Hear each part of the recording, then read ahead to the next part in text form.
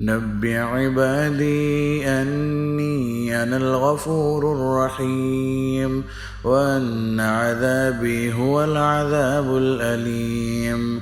ونبئهم عن ضيف إبراهيم إذ دخلوا عليه فقالوا سلاما قال إنا منكم وجلون قالوا لا توجل إنا نبشرك بغلام عليم.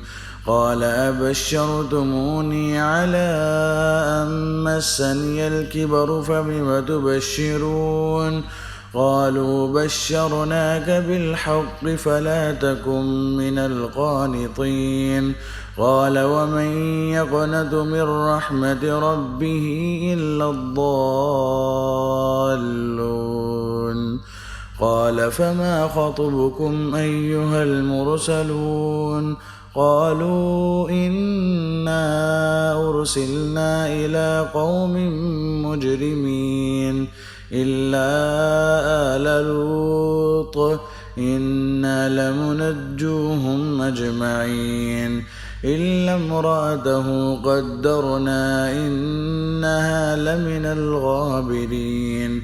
فلما جاء آل لوط المرسلون قال إنكم قوم منكرون قالوا بل جئناك بما كانوا فيه يمترون وأتيناك بالحق وإنا لصادقون.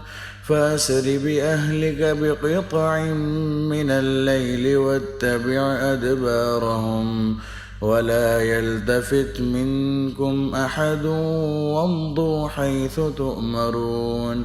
وقضينا إليه ذلك الأمر أن دابر هؤلاء مقطوع مصبحين. وجاء أهل المدينة يستبشرون قال إن هؤلاء ضيفي فلا تفضحون واتقوا الله ولا تخزون. قالوا أولم ننهك عن العالمين قال هؤلاء بناتي إن كنتم فاعلين لعمرك إنهم لفي سكرتهم يعمهون.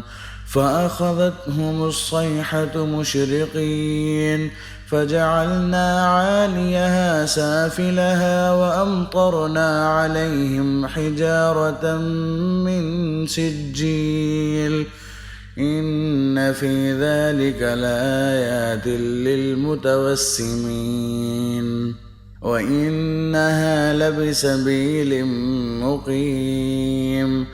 إن في ذلك لآية للمؤمنين وإن كان أصحاب الأيكة لظالمين فانتقمنا منهم وإنهما لبإمام مبين.